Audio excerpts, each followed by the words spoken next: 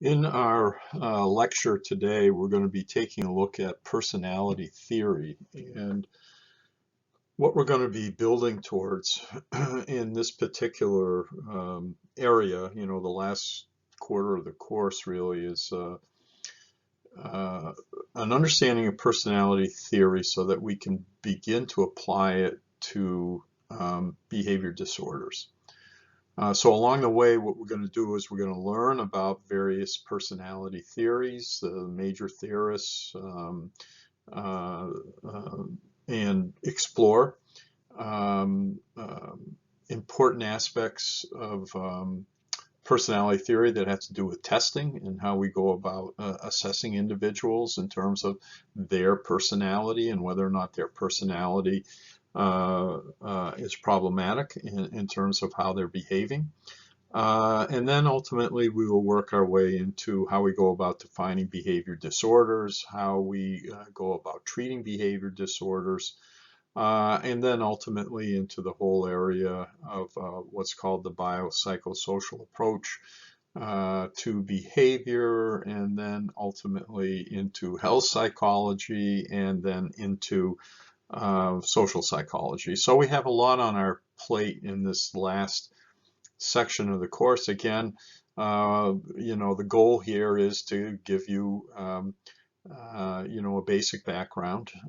Pursuing some of these areas in and of themselves become very important. As to the extent that you advance along in psychology, you might want to take a course, semester-long course in the study of personality. So again, we're going to be skimming the surface in some ways, but we're going to be giving you also some background that I think will be useful in terms of a basic understanding of these subdisciplines of psychology.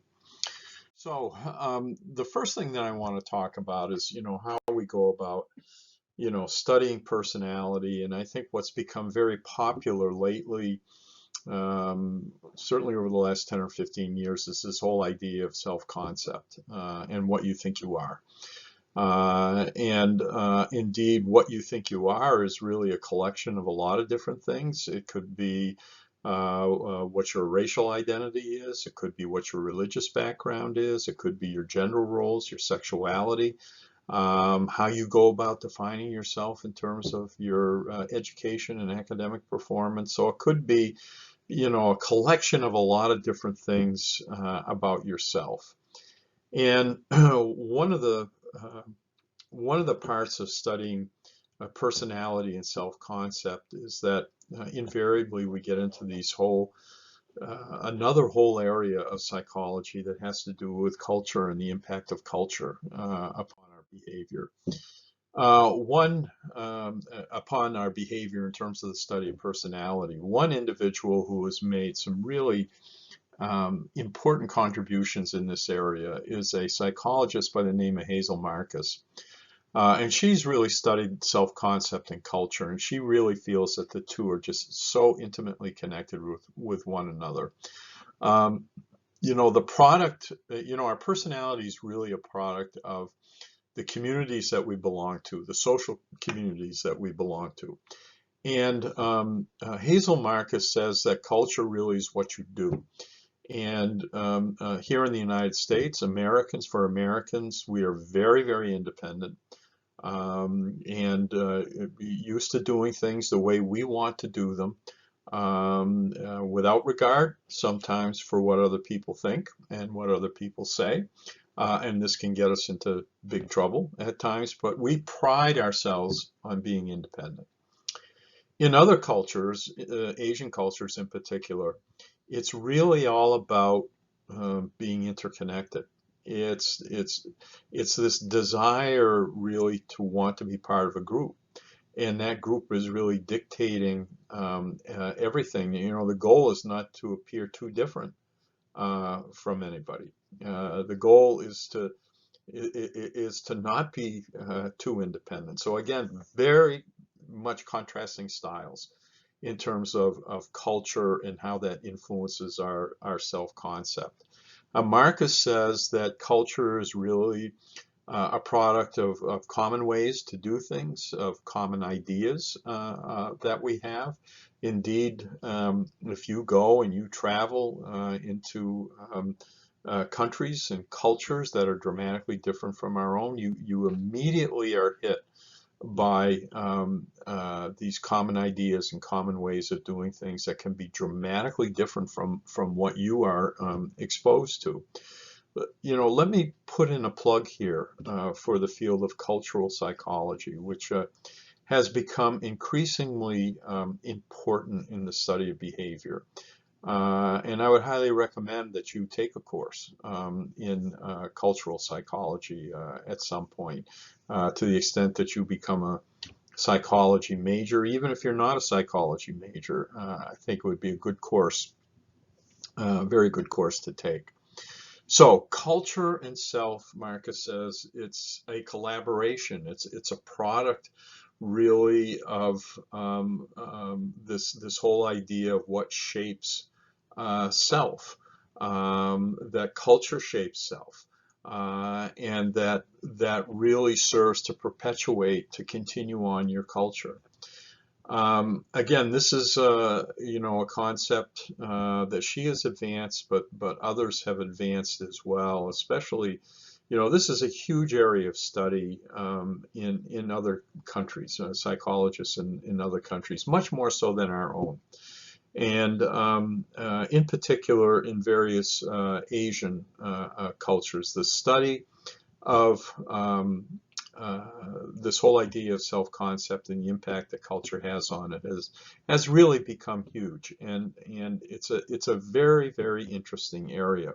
Let me give you a little bit of a taste for this. If you were shown this picture that you see here of these 4 fish, with one fish here on the right and these 3 other fish that you see on the left.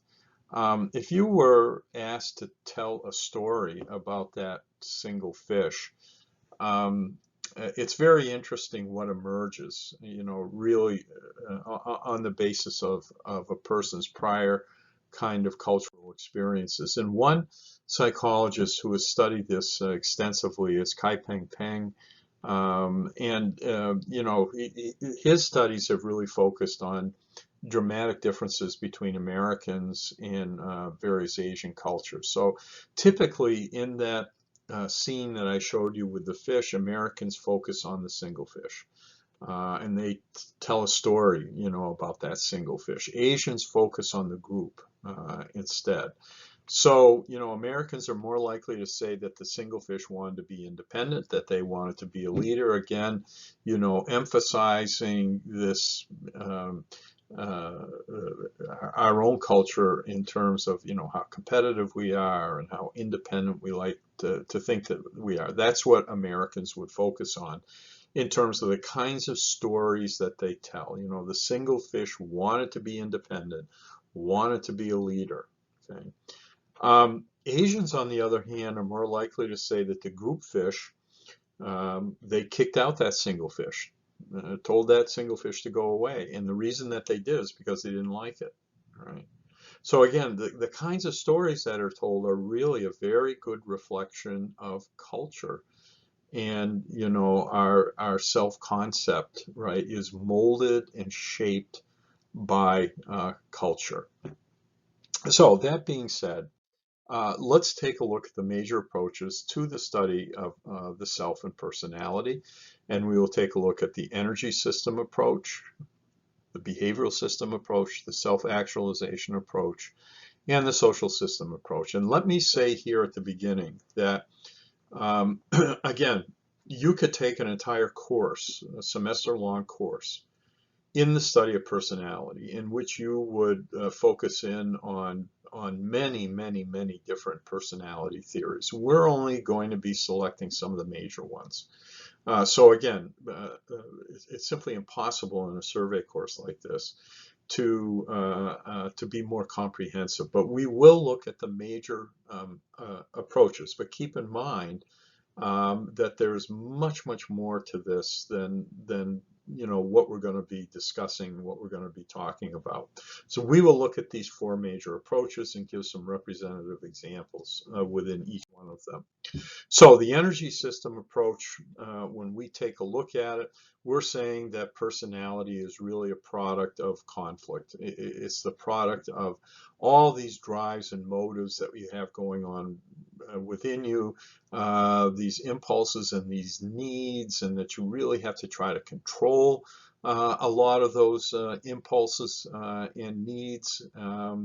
Again,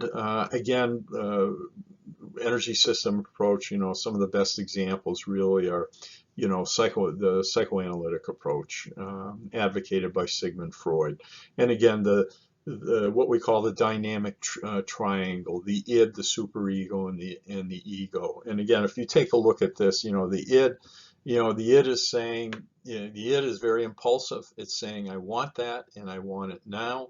The ego is saying, well, we need to figure out a way to work together. That is, the ego and the id have to work together. And the superego is our conscience. The quote here, good people don't think about those things. So indeed, the superego is trying to moderate, between the id and the superego. So that's really classic energy system approaches, and certainly Freud's is the best example of this.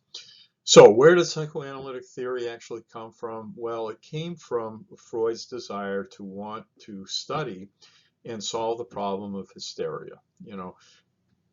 He studied patients who suddenly became paralyzed. Maybe they lost the use of their legs, or maybe they suddenly couldn't smell, or they suddenly couldn't see. And there was no physical basis for it. Nothing organically wrong with these individuals. Once again, Freud was trained in medicine.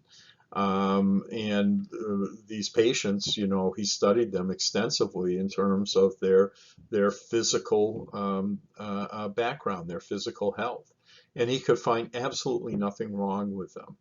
But one thing that he did find with many of them is that they suffered some kind of a traumatic experience, oftentimes during early life. So when they recalled those early experiences and the trauma that they had, and this was done by way of hypnosis, dream recall, also what we call free recall. This is in Vienna. This was the couch that Freud often used, where his patients would lie down and they would recount various experiences that they had. So indeed, the psychoanalytic theory then is really based upon the study of these patients that were suffering from hysteria. That's where psychoanalytic theory really came from.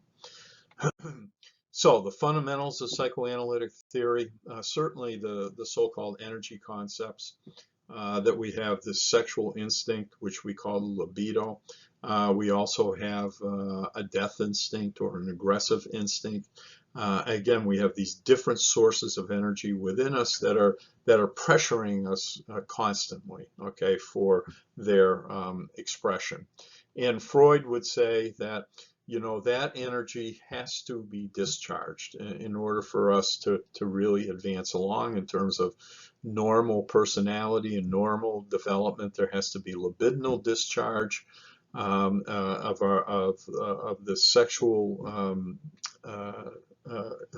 instinctual behavior, and there has to be aggressive discharge. And again, this can occur in acceptable ways, and sometimes it can occur in very unacceptable ways. But these energy producing centers are constantly pressuring the individual for expression. So Freud would say then that behavior disorder and disruptions in personality, psychopathology, that occurs when that discharge of energy, which he would claim is normal, if it's blocked. If it's blocked, then there's a high likelihood that behavior disorder can emerge from that. So just as a reminder, Freud certainly contributed a great deal in terms of what we now call the stages of psychosexual development.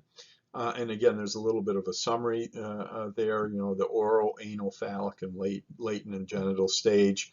Our ego is developing during the oral stage. Everything um, uh, during this stage is all about the mouth and sucking and swallowing. And again, remember, advancing on to the next stage requires that those receptors around the mouth are adequately stimulated.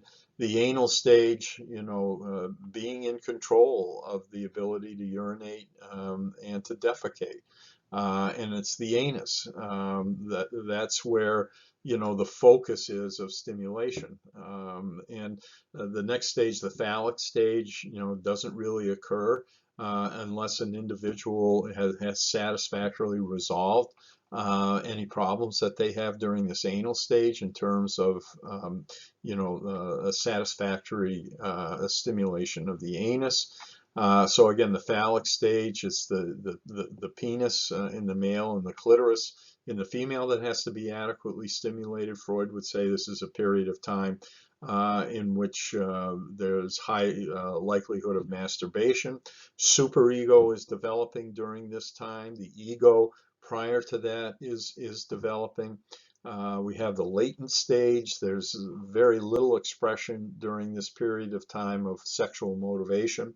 And then the genital stage, the penis and the vaginal area, sexual intercourse. So again, we all advance through these stages in this order, the oral to anal to phallic to latent to genital, but some of us go through these stages more rapidly than others. So again, these stages of psychosexual development, the emergence of the ego, and then later on the emergence of the superego, these things are emerging during this period of time to really hold down all of the intense energy and pressure that is coming from the id, okay, from the unconscious.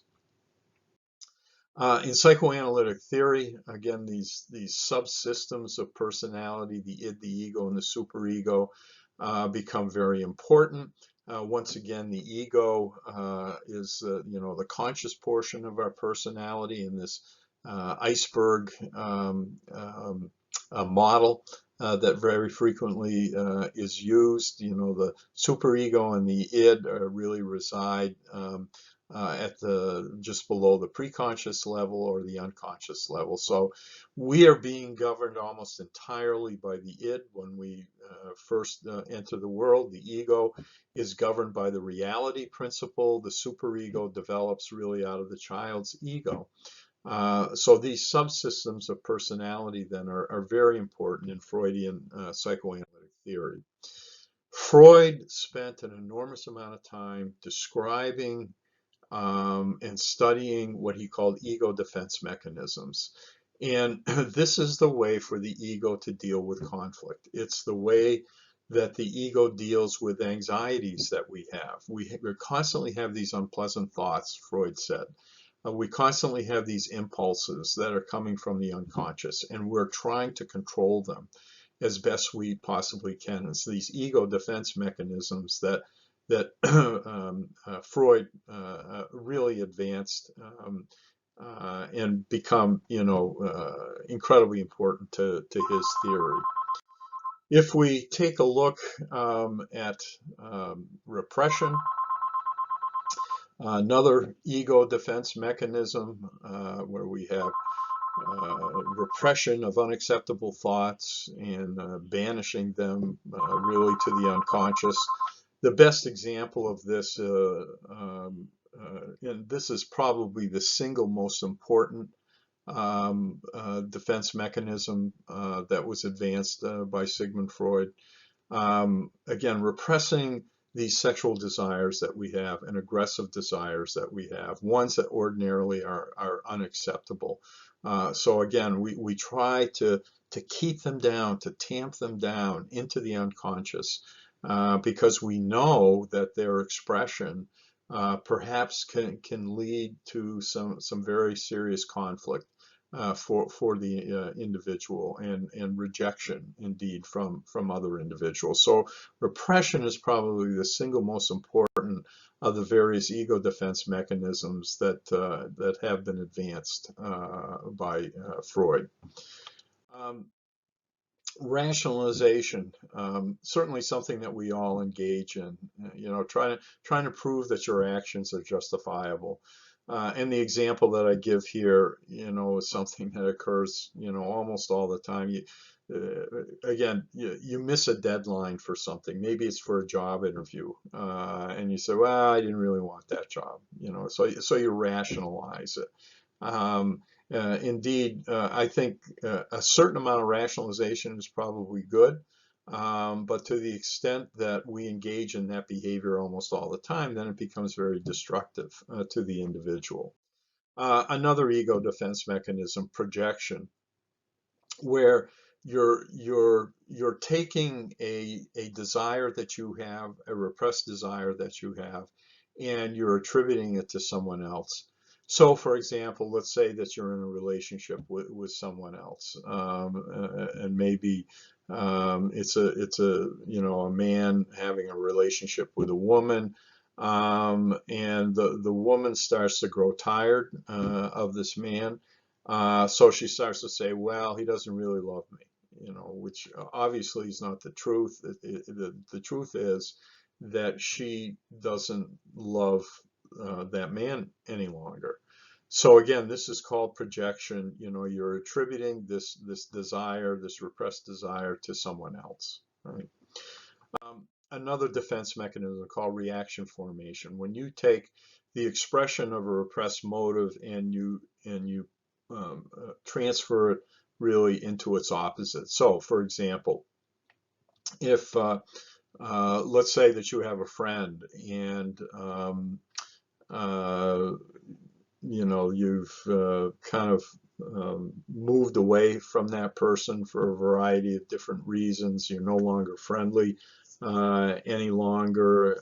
You have some lingering kinds of hostilities towards that person. Well, in the case of reaction formation, what you might do is, when you see that person again, you might be incredibly friendly to them.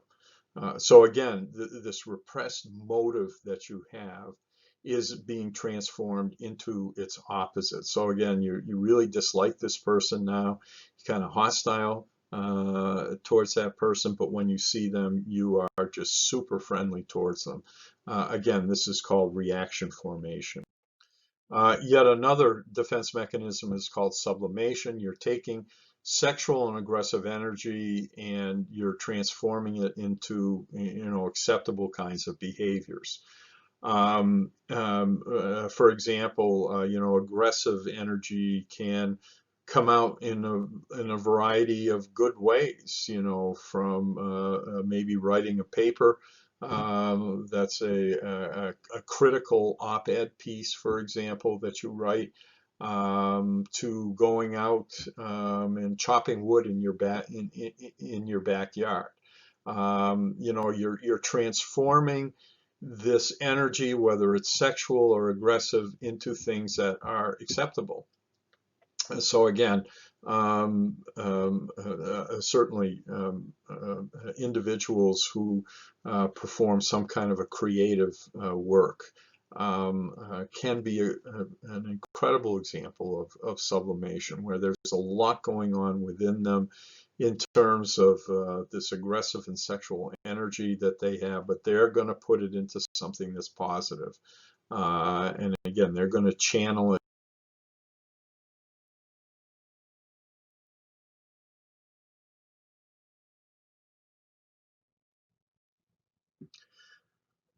So this defense mechanism of displacement, where you're diverting your behavior away from its natural target, I think is something that almost all of us engage in at one time or another.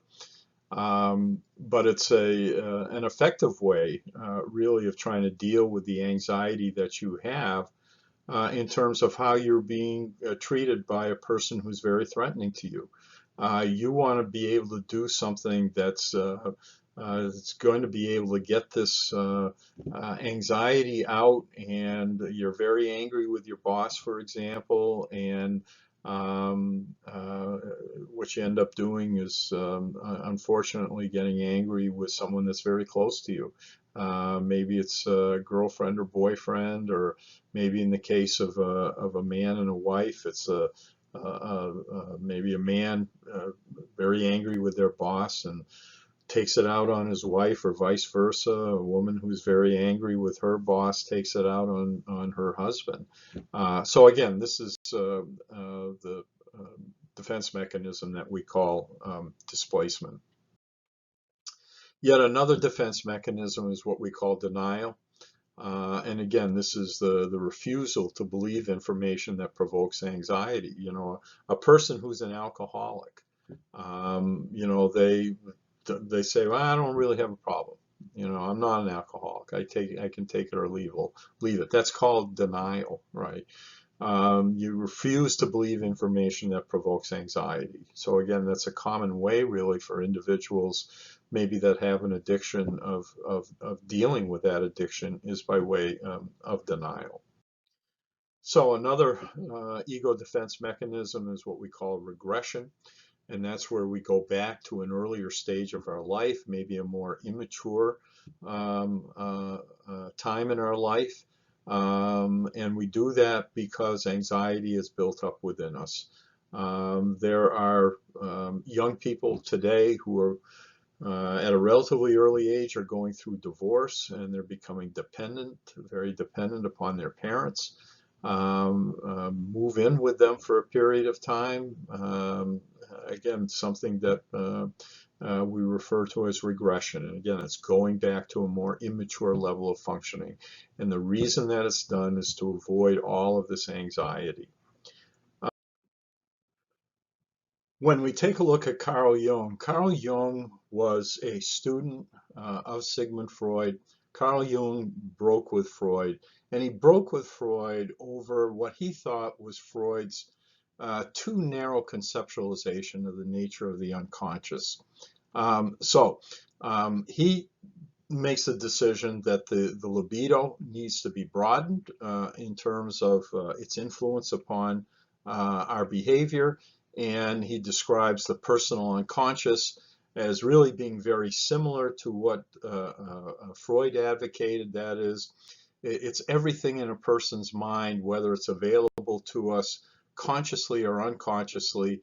They impact us in terms of our behavior.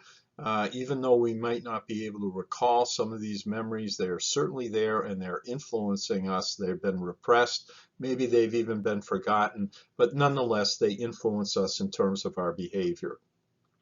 We also have the collective unconscious, which is how Carl Jung really was so different from Sigmund Freud. The collective unconscious is really these organizing images that we have that are really based upon ancestral experiences. It's all this imagery that we're born with and that are shared by human beings. And again, it's a result of these many generations of our racial and ancestral past. A major a change in this theory that's so different from psychoanalytic theory of Freud is how Carl Jung advanced this whole idea of what he called archetypes, animus and anima. Again, these are organizing images, animus for male, anima for female. This guides us in terms of our thinking about what it is to be a male and what it is to be a female. So again, this is all part of the collective unconscious. Carl Jung also talks about extroversion and introversion. He believes that some individuals are really guided so completely by the self. They are so inward looking in terms of their behavior. And that is what really guides them in terms of decision making. Extroversion, on the other hand, these are individuals who really are very social. They really depend a great deal upon other individuals in their life. What Carl Jung would say is that there really has to be a balance between these two things, but typically what we see is that individuals can either be described as extroverts or introverts. So Jung, his view of the unconscious is very different. It's a source of growth. It's a source of creativity. Again, in the case of Sigmund Freud, he's saying that it's really a seedbed for psychopathology. Again, a much more positive view of the nature of the unconscious that is advanced by Carl Jung as opposed to what was advanced by Sigmund Freud. So those are two examples of the energy system approach. Let's move on now to what we call the behavioral system approach. And again, this is the exact opposite, really, of the energy system approach. What the behavioral system approach is saying is we're going to focus on what individuals actually do. We're going to describe their behavior. We're not going to rely upon these internal hypothetical entities like id, ego, and superego. Instead, we're going to focus on what individuals actually do, or what individuals actually say. So there's two branches of this. One is trait theories, which are descriptive analyses of behavior. And again, we have these habitual kinds of patterns of behavior and thought and emotions.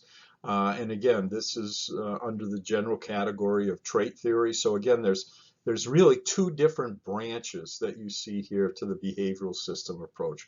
One is trait theories, and the other is learning theories. The belief that our behavior, our personality, the self is something that's learned. It's acquired and it's maintained, and it's principally acquired and maintained by the way of reinforcement, whether it be social reinforcement or some other kind of reinforcement. That really is what our behavior is a product of. So I want to give you some examples of this. Trait theories, there's literally hundreds of different trait theories. But they're all pretty much developed in the same way. They start out with an observation, a relatively simple observation. In this case, this individual, we'll call that individual Joe. He behaves in a generous way.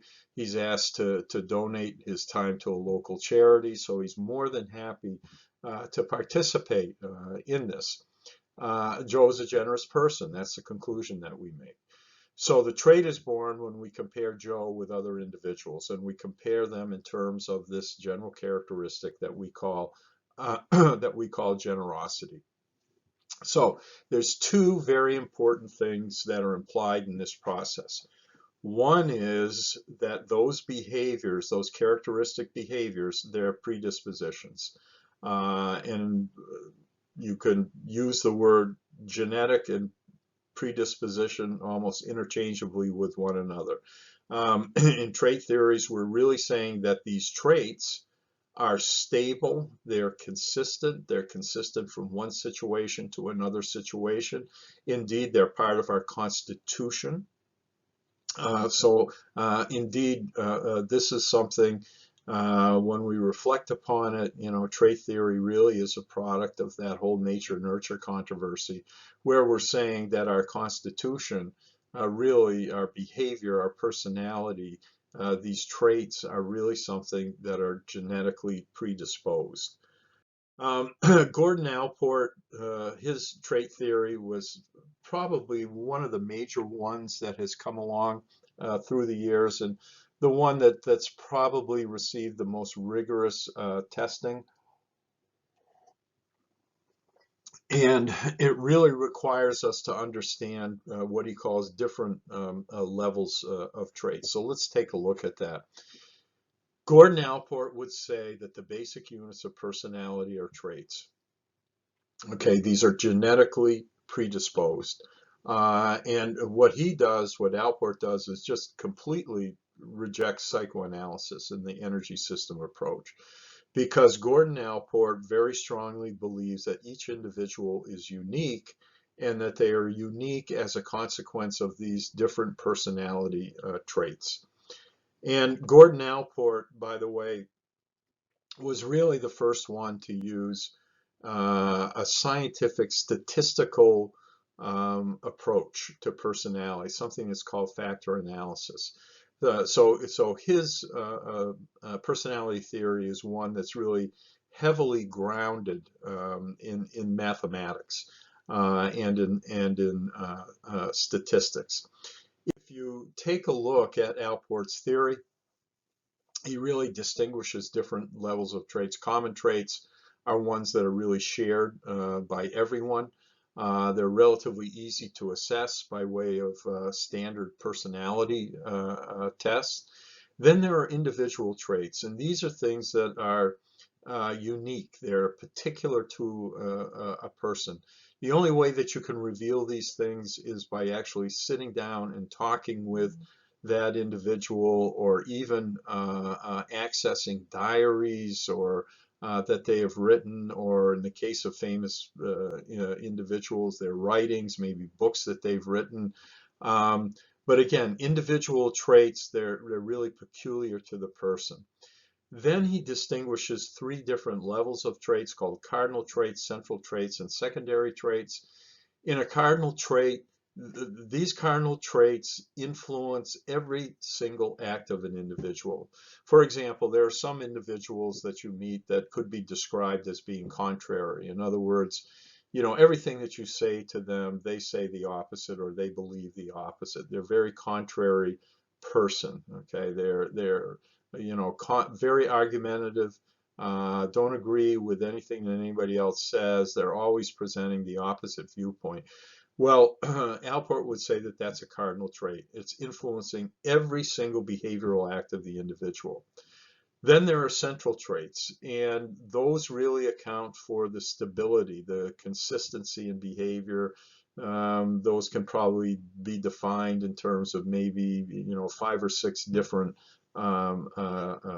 traits. And then there are secondary traits, which are ones that pop up every now and then.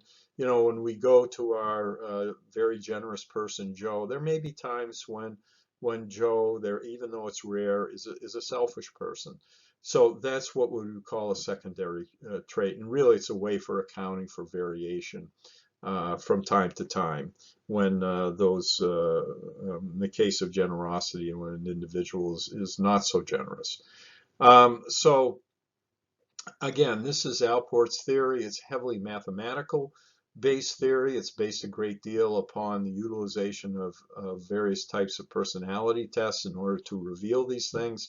But it's probably, of all the many different trait theories, it's the one that's probably the most developed. The major criticism of Alport's theory is that it really treats these traits as being causes of behavior. Again, this genetic predisposition. So it doesn't really give much of a role to experience. It doesn't give much of a role at all to the environment. That this is really something that's a part of our genetic constitution. When we get to this sub area of learning theories, it's very interesting. Again, we have these trait theories, and then we have learning theories in this general category of behavioral system approach. And Albert Bandura, who you see there, was one of the real leaders in what we call the understanding of observational learning. Bandura believed this, our behaviors, even the most complex behaviors, really result from how we adopt what we see other people do. And oftentimes we see other people either being rewarded or punished for what they do. So that is going to dictate our behavior a great deal moving forward, even from a very early age. What we see other people do, we tend to model them, especially if they've been reinforced. So he conducts a very interesting experiment. It's called the Bobo doll experiment, where he has these young kids in a room, And there's this large plastic, adults in this room where there's this large plastic doll. And some of the adults, when they're in the room, are told to act aggressively towards this doll by hitting it, by slapping it, by hitting it with another object. And other adults just act very passively in that situation. They don't exhibit aggression at all towards that doll. What Bandura did was to have young kids observe these situations where people who were behaving aggressively towards the doll were actually verbally rewarded for it. And other situations where adults were performing aggressively towards the doll, and they were verbally chastised, they were verbally punished for it. So these young kids are watching this. And then when they get into the room and are allowed to interact with this plastic Bobo doll, if they've seen an adult behave aggressively towards it, then they too tend to do the same thing. And their aggression is really highest when they see the parents behaving aggressively toward, an adult behaving aggressively towards the doll, and they're being verbally praised for it. If they're being verbally punished for it, then they tend not to act, the young kids tend not to act aggressively towards the doll. So again, this modeling and these observed rewards and punishments are really crucial to understanding personality and understanding our behavior. And this theory of observational learning of Albert Bandura at Stanford University is considered really to be, one of the top learning theories in this whole area of this behavioral system approach. Another interesting theory here in this particular approach is one that was advanced by another very famous psychologist by the name of Carl Roeder. And it's really all about what he calls the concept of locus of control, that we really learn expectations. We're oftentimes reinforced for the behavior that we exhibit, but it's really the meaning of that reinforcement that's crucial. So some of us develop what he calls an internal locus of control of reinforcement. In other words, feeling that you have control over the events in your life. And other individuals, he says, develop this external locus of control where you don't really feel as though you have an impact at all upon what's going to happen to you, that everything really is by chance, it's luck, it's fate, and you're pretty much under the control of other individuals. Your life is very unpredictable. I think that there's many people who probably develop this external locus of control, and it absolutely paralyzes them in terms of their life. So it's certainly an important theory, and one that really fits in nicely to this behavioral system approach in terms of learning theory, because it's this reinforcement that can be absolutely crucial in terms of the type of the manner in which you develop these particular modes of behaving, whether it's internal or external locus of control. It's really all about expectations. For some individuals, being reinforced for something is not a particularly positive event because they feel that it really wasn't a product of what they actually did. So again, another very interesting theory. The person has a self-actualizing system. That's our third major approach. And if you take a look at Aristotle, who was probably the first advocate of this particular approach, he said the goal of every person is to become more perfect than what he or she was intended to be. Again, this is Aristotle. If you take a look at this theory, certainly the one that has received the most attention is the one that was advanced by Abraham Maslow a number of years ago. And he says that, the goal of every person is to become more and more what one is, to become everything that one is capable of becoming.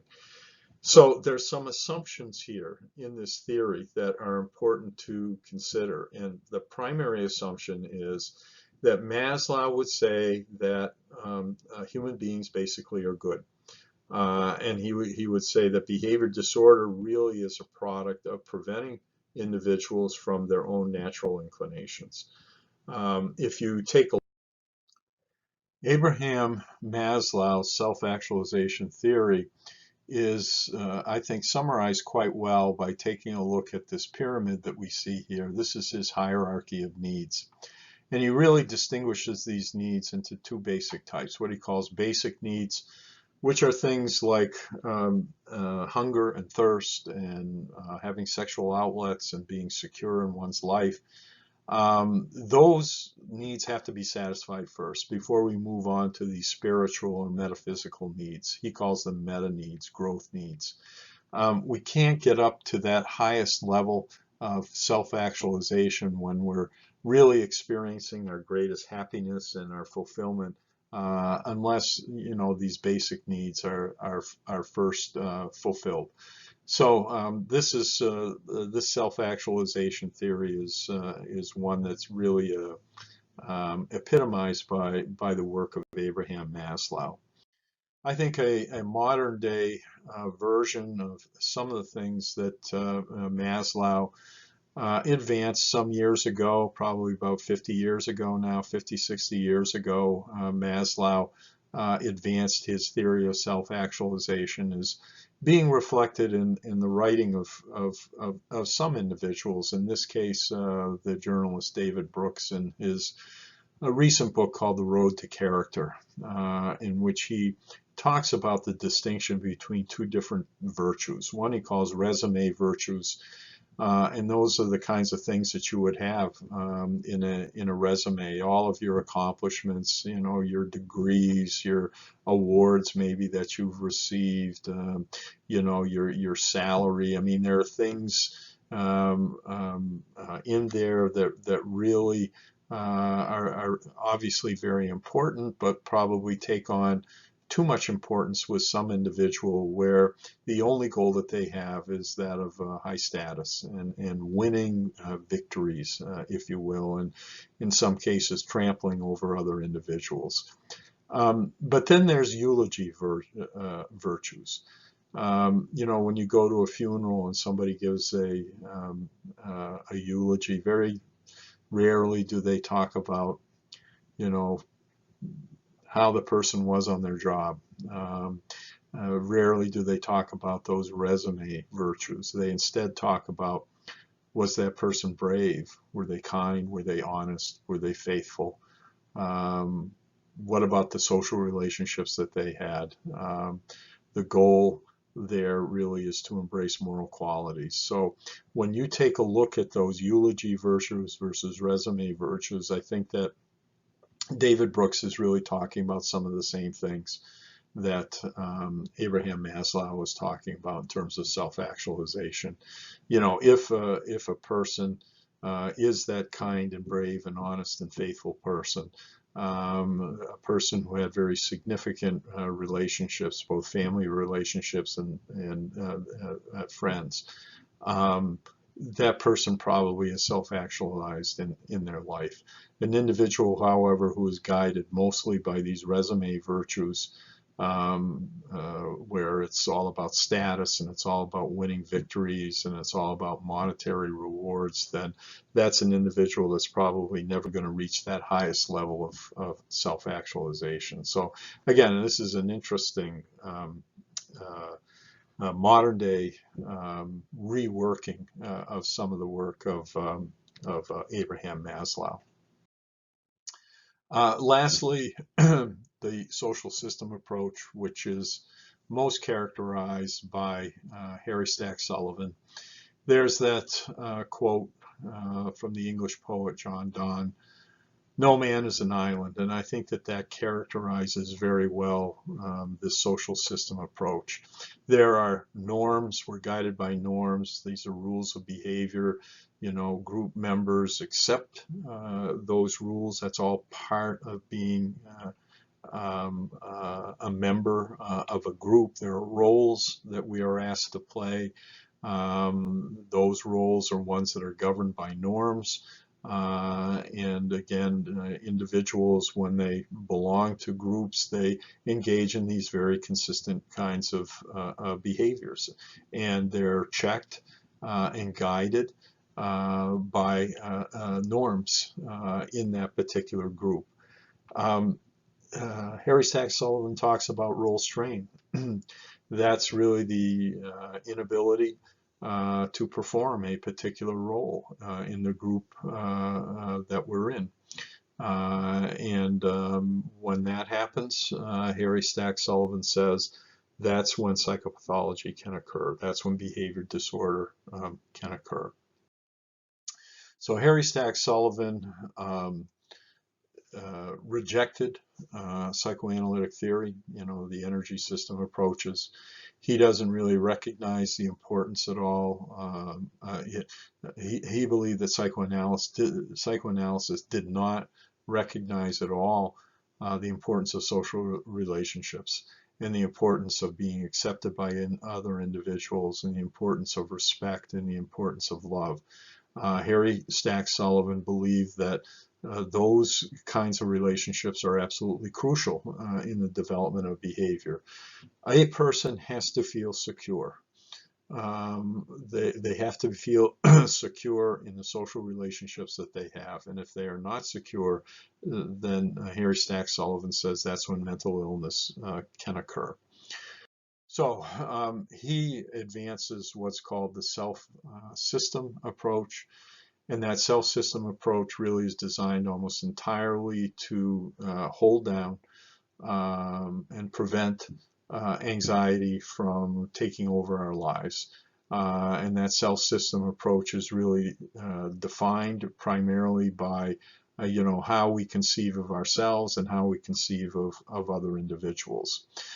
Harry Stack Sullivan talks about the good me, meaning accepting other people.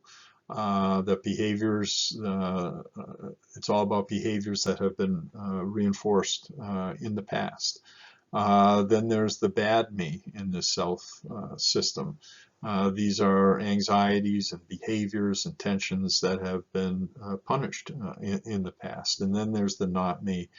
When a person gets to a level where they really feel very unacceptable to themselves, unacceptable to their friends, unacceptable to their family, this is something that he calls the dissociated self, meaning, again, not